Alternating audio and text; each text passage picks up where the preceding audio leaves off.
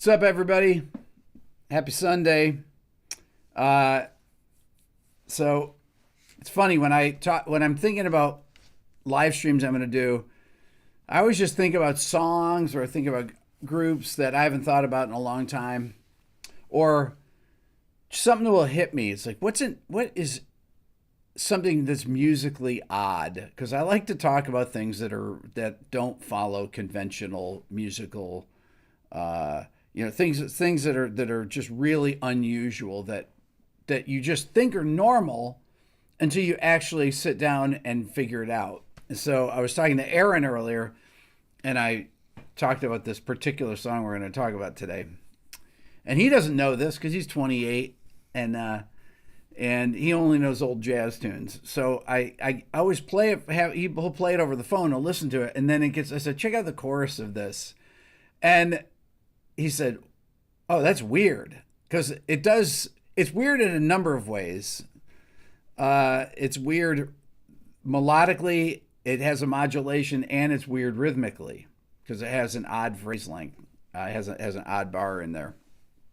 We'll talk about it in a second. Before we get started, a couple things. I just got back from New York. I interviewed Steve Gadd, the drummer. Oh man, it was amazing. So I have about 6 interviews coming out. So I have Chuck Rainey, Steve Gadd, Daniel Lanois, Butch Vig, Robert DeLeo, all of which I am working on right now, editing to put out over the next couple weeks. Somebody just wrote in, Changes has a weird chorus. Mr. No Ride. You're right about that. I've talked about Changes on here. That does have a weird chorus. David Bowie, he would come up with really interesting things. And, okay, so the song we're going to talk about today is actually, let me just start by playing it. Oh, before we start, my Beato Ultimate Bundle, I extended another week. Everybody's like, hey, I get paid this week. Is there any way, I know you're going to only extend it here. And I was just like, I'm just going to extend it another week. It's all my educational products, my Beato Book Interactive, my Beato Ear Training, my Quick Lessons guitar course, and my Beginner Guitar course. Now, most people sell, and this is not, anything about most YouTubers. Most people, like myself, will sell a course for $100 or more, $150, typical YouTube music courses. But I'm like, I'll sell all of them for $99 here.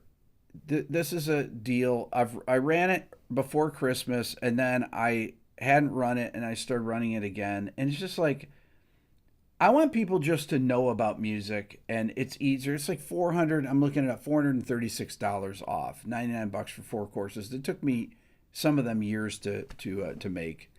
So, anyways, this is what I use to fund all these travels and hiring camera crews and stuff like that.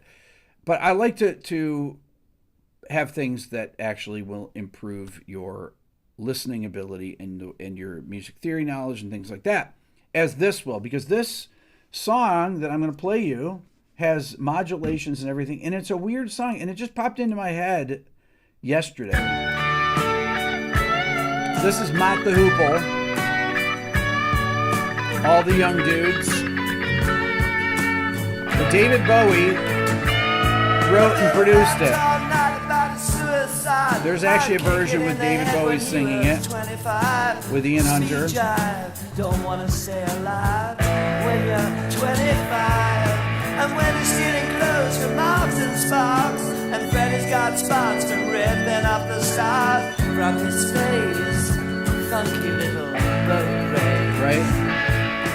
Television man is crazy. I love this. Sam with juvenile delinquent Rex. Oh man, I need TV when I got T-Rex. Then oh brother, you get I'm a new chorus.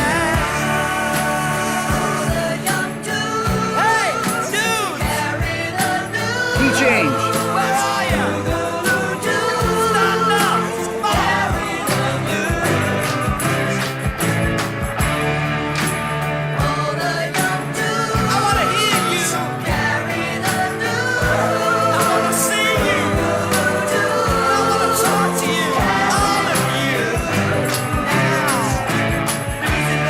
Okay, so this chorus is perfect melodically. It also changes keys right in the middle of it. And what's beautiful, so it's like all the young dudes carry the news. I love that. All the young, and he does the F sharp and the carry the news. Okay, so what is going on in this? What makes this so weird? Well, first of all, the end of it, this 1, 2, 3, it's a bar of 3 at the end. So you got 1, 2, 3, 4, 2, 2, 3, 4, 3, 2, 3, 4, 4, 2, 3, 4, 1, 2, 3, 1, 2. So it's a 4-bar, it's a 5-bar phrase with a 3/4 bar. That's weird right there. And then the way that this changes keys is strange because you rarely hear things that go in the middle of a phrase just jump into a new key, but he's using a pivot chord is what we call this here. So this is, so you get D major, D over C sharp, and the melody's just, all the young dudes. That's a D. That's a D add 9 arpeggio. And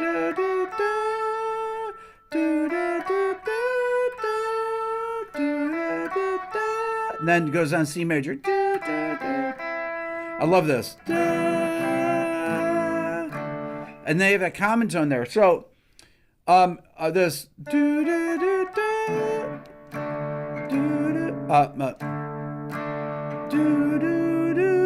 First, so you have this C sharp, D major over C sharp. Listen. So the dissonance that happens on this second chord, the melody starts there on the flat 9. Right? You don't even notice it. The way it passes.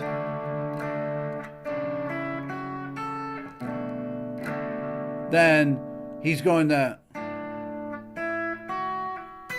Then he goes to A minor and plays the 9th, sings the 9th in the melody. Those tension notes there are really what makes the melody super interesting. But the next thing, so you're in the key of D, so D over C sharp, B minor, that's a 6th chord, D over A, so that's really D to B minor basically. But then he goes to the minor 4 chord. And the minor 5 chord, A minor, minor 5 chord, but then he's going on there, and you're still thinking, okay, well, we're still in the key of D major if you were to sit down and analyze it. But then this F chord comes and you're like, well, that's definitely not D major. Then I start thinking, and I never really thought about this until this morning, that this is the pivot chord because it's going to C major.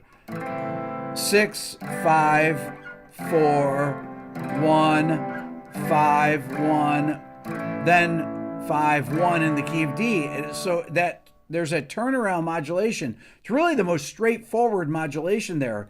But John just said it sounds quintessentially British. Brilliant. It is quintessentially British. I agree with that. I'm not sure how Bowie.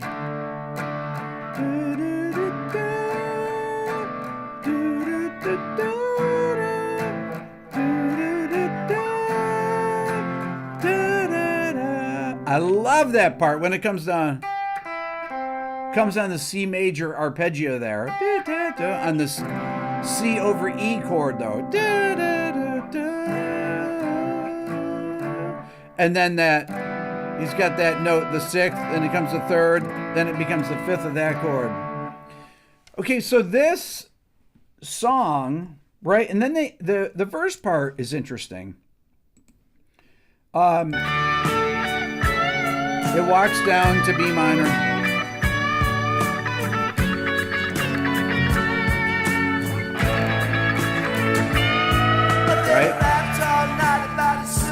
side. C, I'd D kick it over. in the head when he was 25.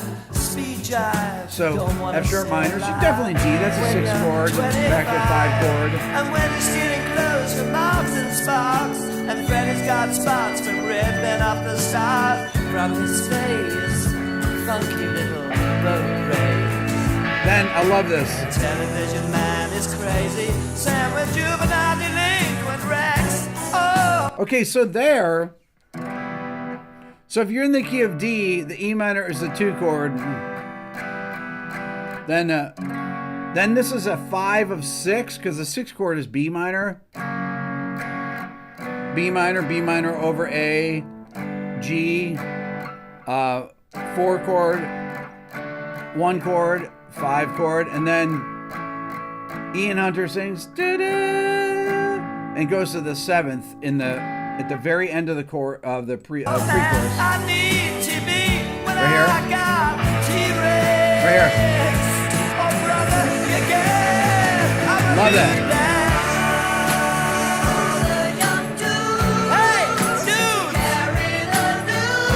Oh,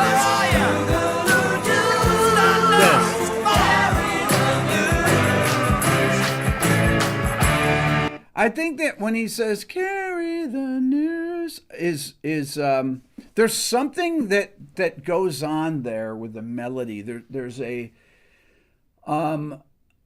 majestic vibe to it, and when I heard this song.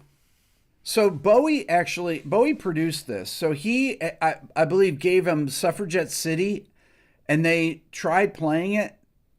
He wrote Suffragette City for them. They tried playing it, and they said it didn't feel like one of their songs. And then he sent him, he goes, I got a different song for you. And then he sent him this. And I think it was Ian Hunter played it on guitar and sang it. And he goes, this is a hit. And, which is amazing, right? It's that Suffragette City was a hit too. But Bowie was really a master. Somebody just said it right there, John Davis. He was a master of unexpected, superbly melodic changes. That is so true. I mean, his songs, I talked about the song Changes in one of my videos here a long time ago.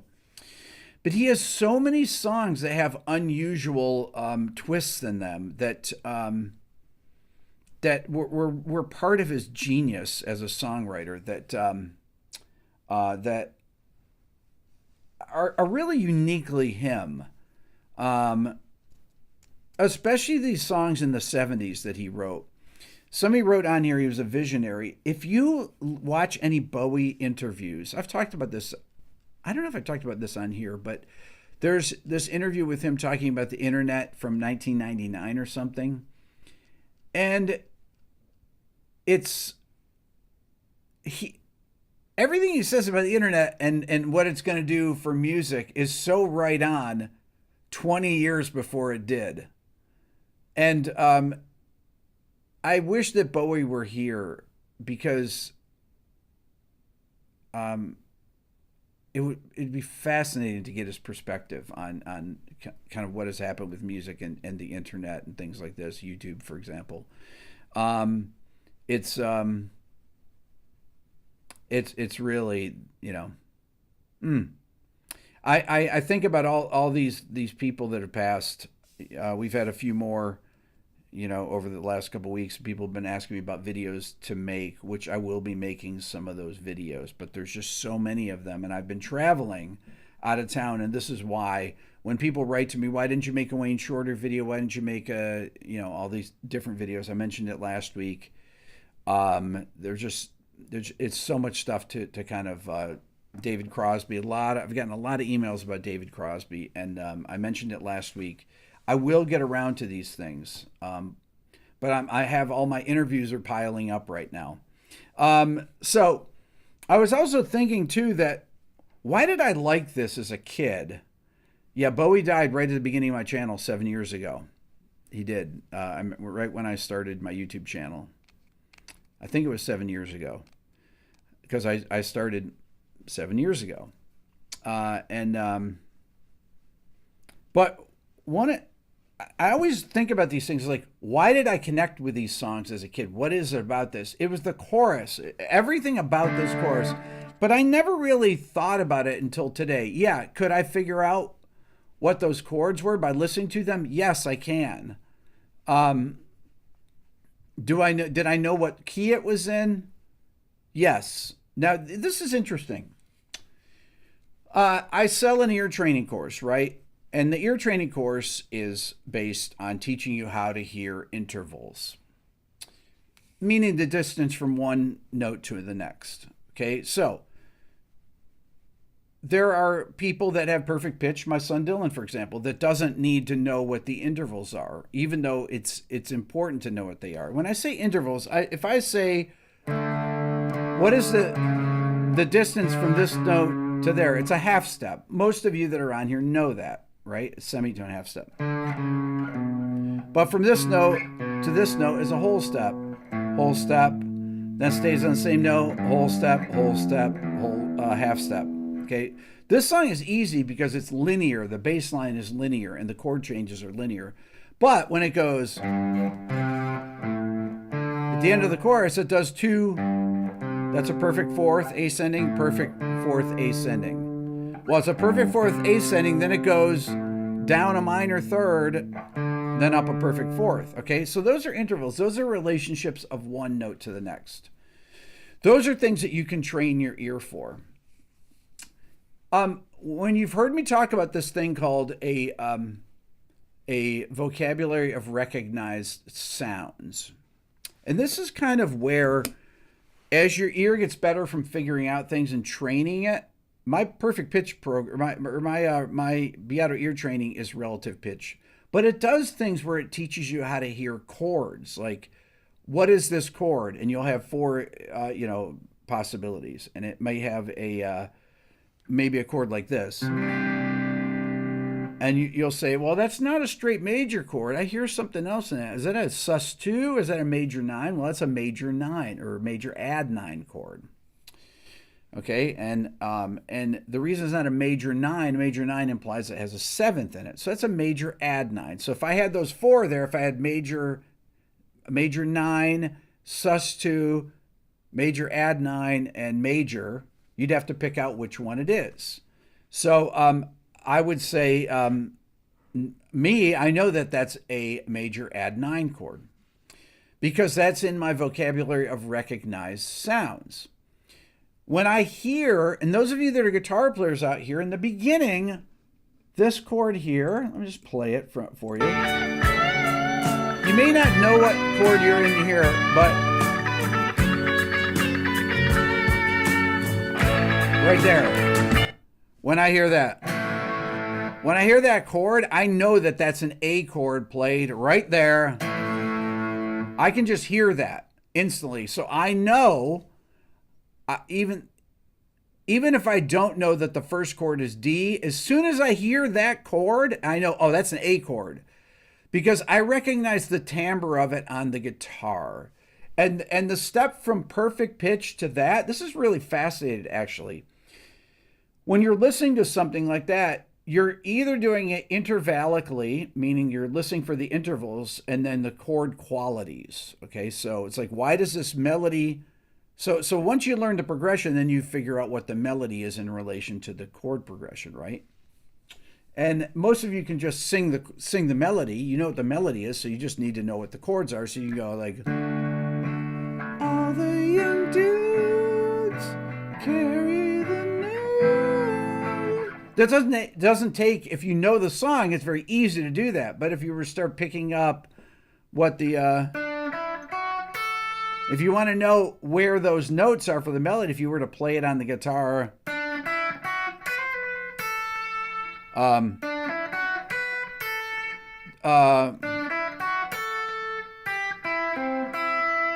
so I'm thinking of what those notes are in relation to one another, separately from what the chord changes are, because I've already figured those out. And knowing that this is an A chord tells me the song's in D. So once I know it's in D, then I'm like, oh, D over C sharp, B minor 7, or D over B, D over A minor, G, F. And then I know this is, I can hear that that's a first inversion C major chord. And then I hear 5-1, 5-1. And then it's like a 5-1 cadence. Then you hear it. Oh, that's a 5-1 cadence up a whole step. A whole step meaning. So it's da, da, da, da, da, da, da, da, da, da. So these relationships are part of my vocabulary of recognized sounds. Music theory and ear training are the same. They're interchangeable. When you hear something and you recognize it and you're able to name what it is, not even naming what it is, just playing it on your instrument. That's what the whole purpose of this is. It's not to necessarily be able to teach someone else music theory. What the Roman numerals are doesn't matter. Does it matter if it modulates? The modulation part of this, teaching this and talking about it, is interesting to me. Should be interesting to you. It's probably interesting to you because we all have that same feeling when it goes to that 5 minor chord, when it goes to the A minor. A weird thing, think about it. Not many songs do this. That's common, but that stays on the same root. Okay, so the fourth chord is D over A, and then it goes to A minor. So it stays on A twice, and because it stays on that A, that's where the modulation, not because of that, but that's where the modulation happens. But that A minor chord is is one of those sonic guideposts that to me make the song transcend generations, and it always sounds great. I always look up about these songs if anyone's written anything about the songs, and Rolling Stone, not that we care what Rolling Stone thinks, but Rolling Stone had it in their number 116 of the top 500 songs ever written, this tune. Pretty good. This is in there with my songs too. I mean, in my mind, this is one of those top songs. This is in there with my list, not my songs, but my list of songs. I always come back to songs like this because I feel good when I listen to the chorus of this.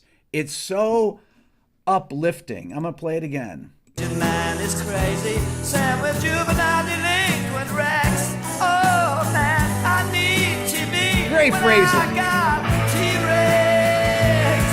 Oh brother, again, I'm a good lad. Hey, dude, where are you? Stand up, come on.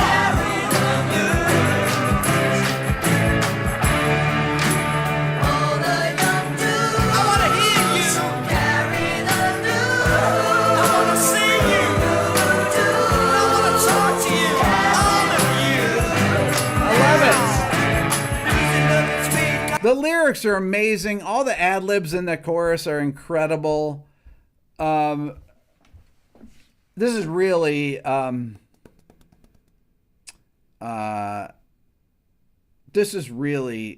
an outstanding song, and one of the ones that I come back to because if I want to get in a good mood, I'm thinking like, okay, what do I want to listen to? And this is a song that just came to mind this morning. You know, when I want to kind of get going, I think of what haven't I heard in a long time, and I have a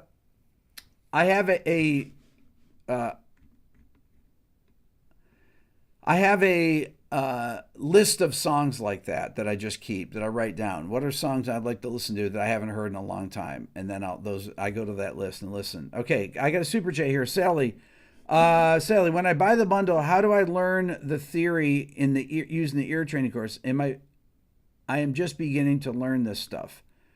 Okay, so how do you learn the theory used in the ear training course? That's a great question. The theory, so in the theory course, I'll just tell you that let me just read the description because it tells you in the description of here. It's like, what is the program? It's a systematic approach to improving your relative pitch. Relative meaning the distance from one note to the next, right? Or it's a comparison that's relative, right? So it's not perfect pitch. There's 80 video lessons in here where I explained how to hear these things, right? I will go through, and there's hundreds of interactive training modules. Every training module that has something really tricky in it, I give a tutorial on it and on what you should listen for. And a lot of people will be like, "Oh, I have problems with this," or "I had problems with this," and there's very common problems that people have with ear training, and they're all the same. And when I taught ear training, I ran into these same things, and they were, some of these were like, for example, descending perfect fourth intervals, very difficult for people. Descending intervals in general are difficult for people. Now, it has a 27-page PDF booklet in it too. That these are all my courses are courses that are digital online courses, right? So this descending things. Well, descending intervals like da da da da da da. Those are easy. That's stepwise motion, either half step or whole step. When people have stuff like da, that's a descending major third, or da da, that's a descending minor third. When you start getting the larger the interval, people seem to have more difficulty hearing them. Some intervals are a descending major seventh, for example. That is something that's hard for people to sing, but I don't necessarily think it's hard for people to hear as much. Descending perfect fourths. Most of the descending intervals starting on thirds are difficult, thirds through six for most people. And these are the things that I like to emphasize in the ear training course. These are the things that I knew that people would need help on. This particular song has some things that are unconventional, right? This is a common songwriter trick with the major to 1/7. So this is a D major chord with a seventh in the bass, then 1/6, or this is a B minor 7 to 1/5. When I say 1/5, that means the one D major chord over A, the fifth note of the scale, fifth note in the key of D major, okay? A minor. So if I say I've modulated, this is 6 chord, 5 chord, 4 chord, 1 chord in first inversion. This is C major over E. And then it goes up 5-1 in the key of C, 5-1 in the key of D. Because we got to get back to the key of D. So the way that Bowie did it was, I think, incredibly creative, actually, just to put those in there. Do, do, do, do. It's so majestic sounding. It almost has like a Renaissance feel to it. Somebody put Baroque in here. Good Baroque chords flee. It's more of like a Renaissance sound to it. It's very modal sounding, right? But the fact that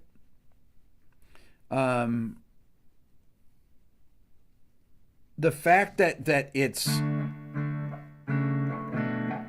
I love that this song is that this was one of the ones that Suffragette City got rejected, and then he sent them this song. I can't even imagine that Bowie was just like, oh, they don't like this, and then he just like sits down and he's like, oh, the young dude. Yeah, that's good. Carry the news, the young dude. Carry the. Then he's probably thinking, how do I get back up? How do I get back up to D? Carry the news. Because that's really how these songs happen. One of the things about going to interview the people that I've interviewed over the past few weeks is talking to them about the songwriting process, especially the producers, Daniel Lanois, Butch Vig, and talking about Smashing Pumpkins with Butch and Nirvana and how they brought songs in.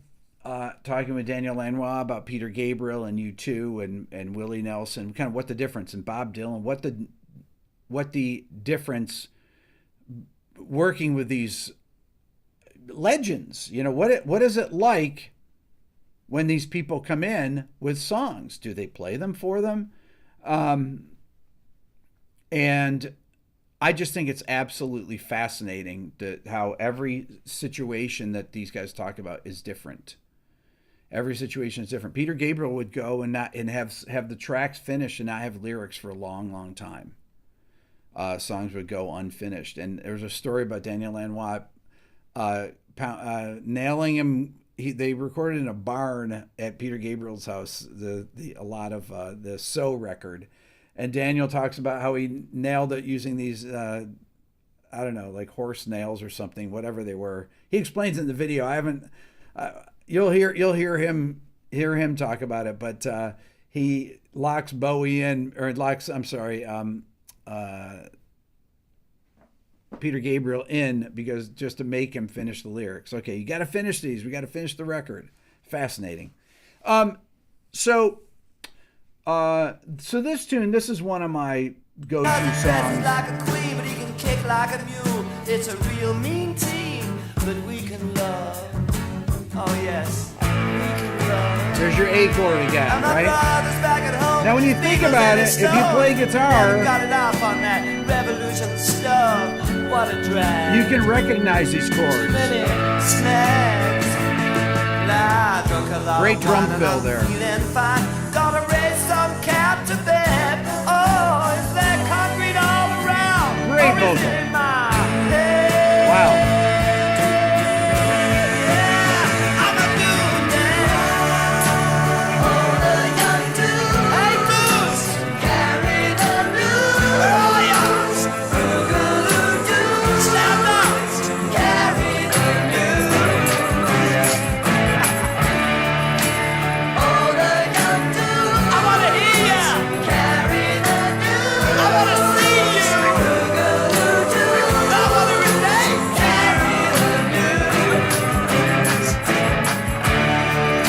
You notice how the clap that go with this start going on the offbeats because there's the 3/4 bar that happens there. Love that. Beautiful. Really beautiful. This is once again brilliant. That for those of you that don't know the history of this song, this is Mott the Hoople. David Bowie produced the song and wrote it, and if you think about the way the melody is sung, I mean, there's a version with Bowie singing it here too. But if you think about that, it's very much a Bowie song, right? The phrasing of it, everything about it. But this is so well sung. The song is incredible. Harmonies, Bowie's singing harmonies on it. He produced the track. And this is one of my go-to tracks. So I'll just reiterate. I'm extending the sale another week. $99 for all of my things. Click the bookmark here. Go to the Beato store. Go to my rickbeato.com. Go into the store if you've been waiting and you're like, I think I really want to buy Rick's thing here. This is, not only does this improve you as a musician, but it helps. This is how I'm able to go out and interview these people who I haven't put out any interviews. Daniel Lanois, Butch Vig, Steve Gadd, Chuck Rainey, Robert DeLeo of STP. All those interviews I have coming out. They're all finished. I'm editing them all right now. But there's a thing that you can do for yourself that helps the channel too. You guys are the best. Have a great rest of your weekend. Happy Sunday. We'll see you. Take care.